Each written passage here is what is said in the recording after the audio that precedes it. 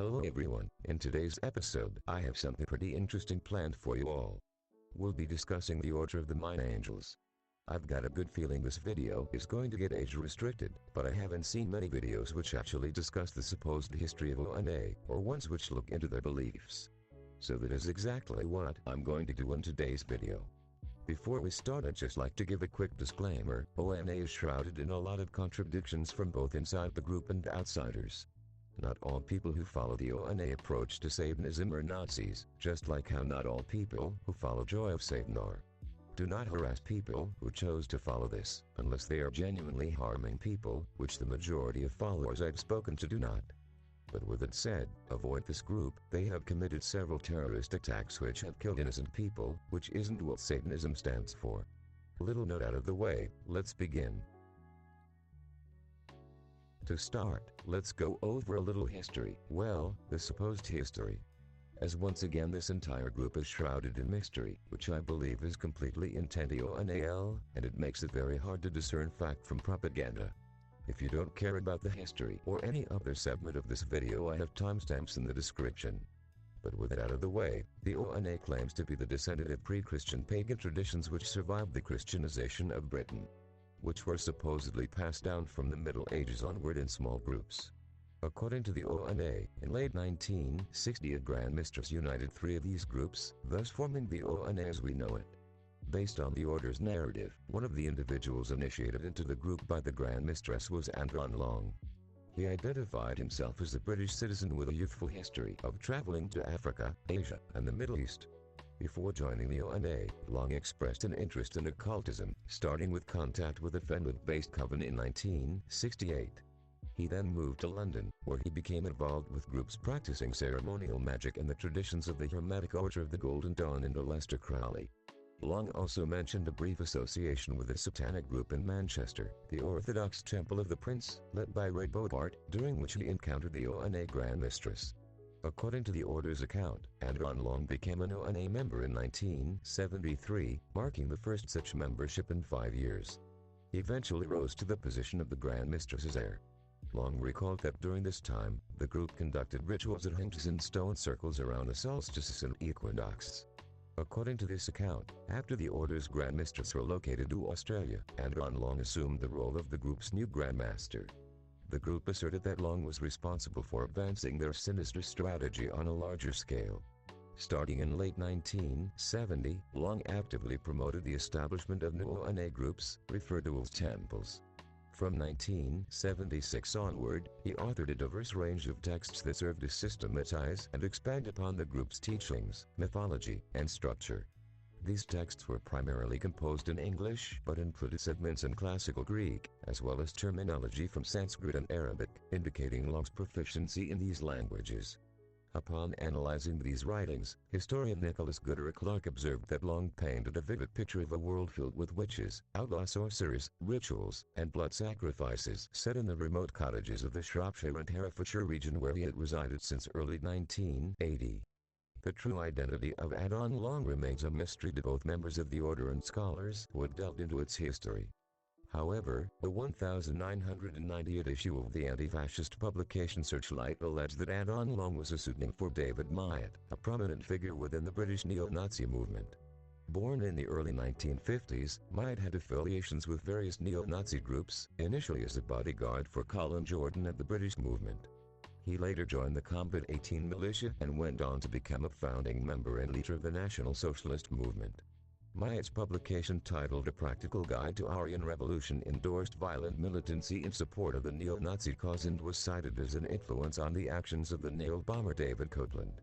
In 1998, Myatt converted to Islam and adhered to the faith for 8 years, during which time he advocated for violent jihad against Zionism and Western allies of Israel.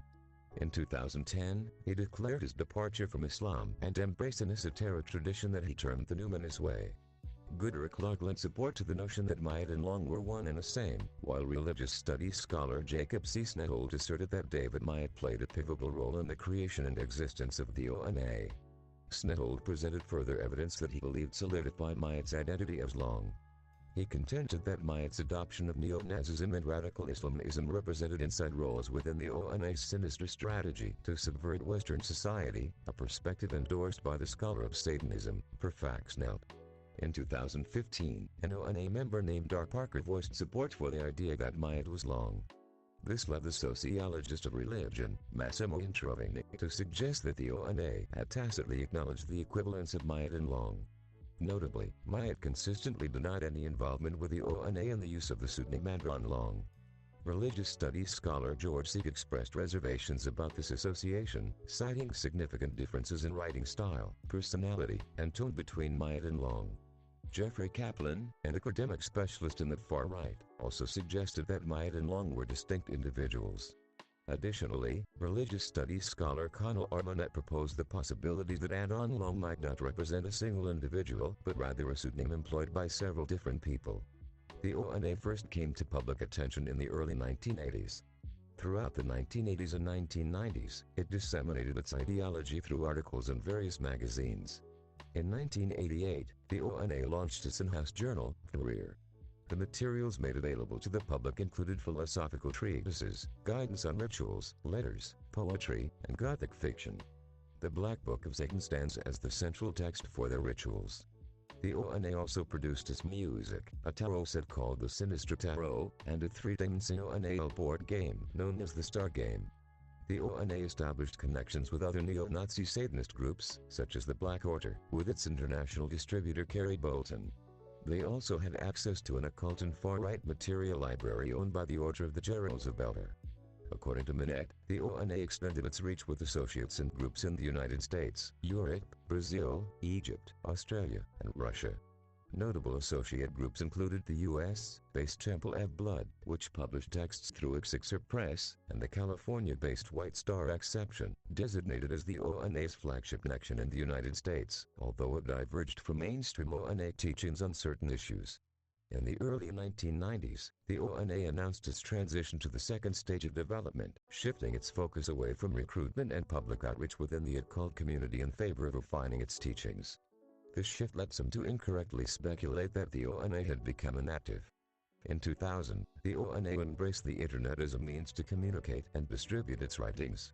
In 2008, the ONA declared the onset of its third phase, emphasizing promotion and utilizing social media platforms like online blogs, forums, Facebook, and YouTube to disseminate its message.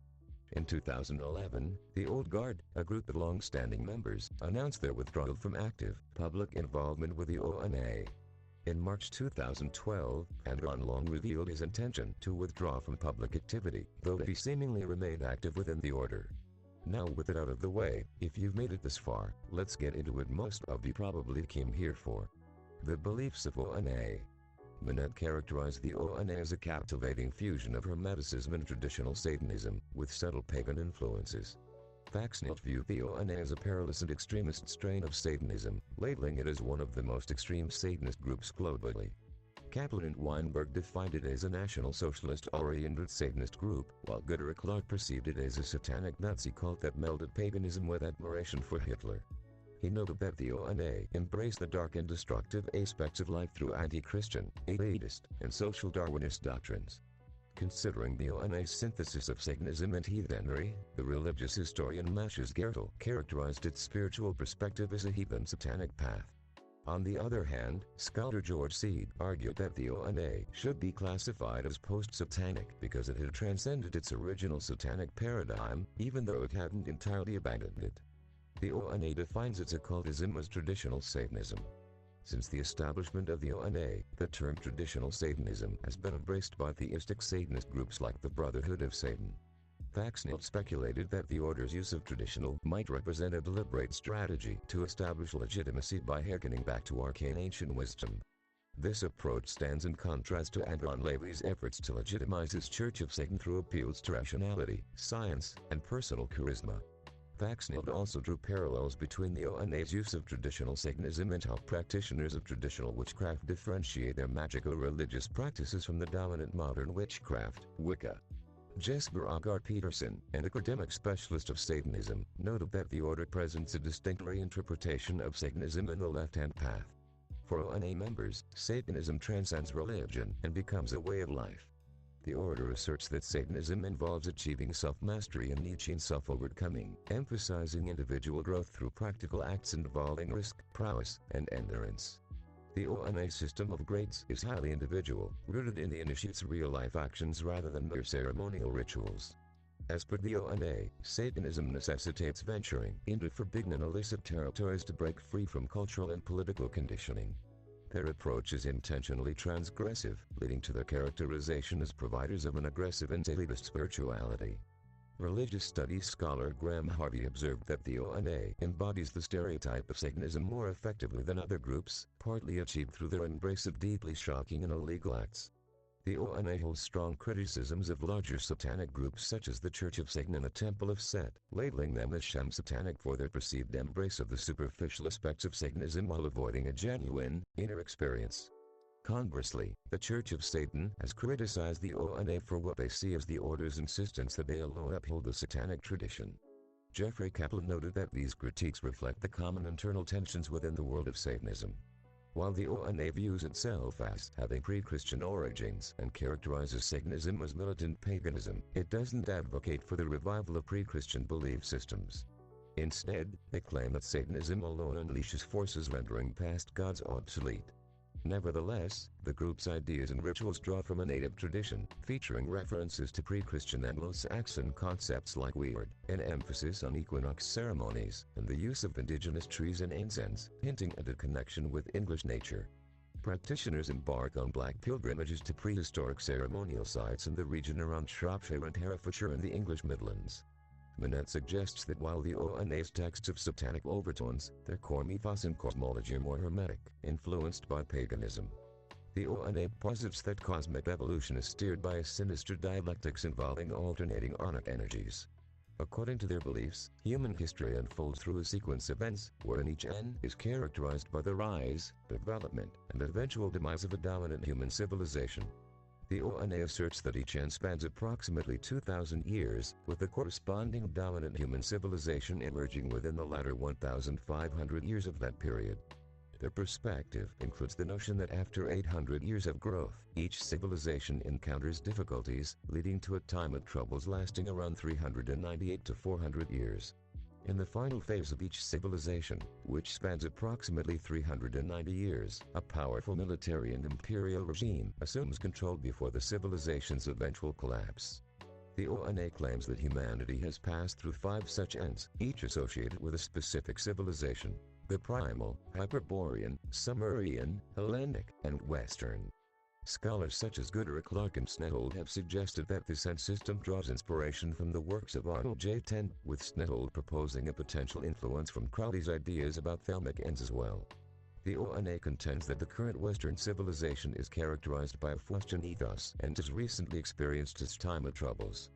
The culmination of this period, an imperium marked by militaristic governance, was expected to commence sometime between 1990 and 2011, lasting until 2390. Following this, a period of chaos would ensue, paving the way for the emergence of a 6th N, the N of Fire. In this new era, a galactic civilization, represented by an Aryan society, would colonize the Milky Way galaxy.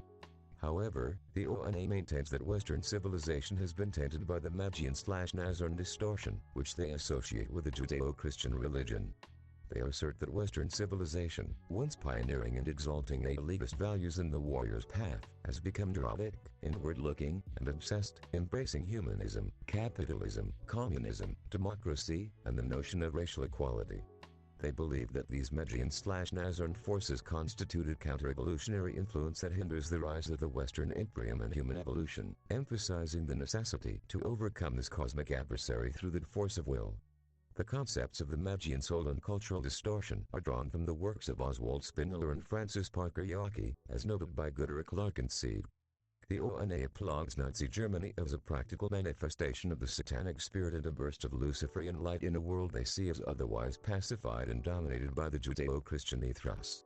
They embrace Holocaust denial, claiming that the Holocaust was a myth fabricated by the Magian/Nazarene establishment to vilify the Nazi regime after World War II and erase its accomplishments from the Western psyche. The group believes that a neo-Nazi revolution is essential to overthrow the Magian Nazarene control of Western society and pave the way for the Embrium, ultimately leading humanity into the galactic civilization of the future. The group's written material contains positive references to Nazism and neo-Nazism, and it portrays Adolf Hitler as a positive force in its text for the performance of black maths, known as the Massive Heresy. However, certain ONA texts suggest that members should adopt neo-Nazism and racism not out of genuine belief in Nazi ideology but as part of a sinister strategy aimed at advancing Onic evolution. Interestingly, an Australian ONA group, the Temple of Them, has produced a version of the Black Mass that replaces the praise of Hitler with praise for the Islamist militant Osama bin Laden.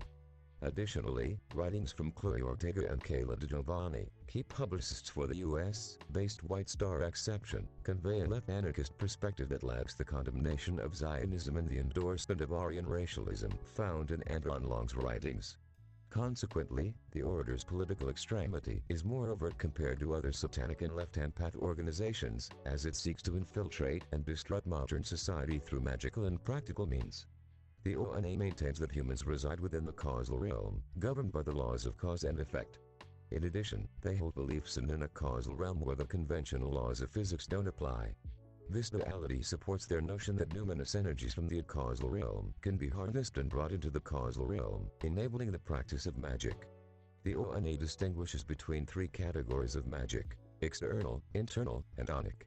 External magic itself is subdivided into ceremonial magic, typically performed by groups of more than 2 individuals to achieve specific objectives, and hermetic magic, often of a sexual nature, practiced either solitarily or with a partner. Internal magic aims to induce an altered state of consciousness in the participant, ultimately leading to a process of individuation that confers adepthood. The most advanced form of magic within the ONA system is onic magic, accessible only to those who have demonstrated mastery of external and internal magic and have achieved the grade of master. Onic magic is employed to influence significant numbers of people over extended periods, thereby shaping the development of future ends.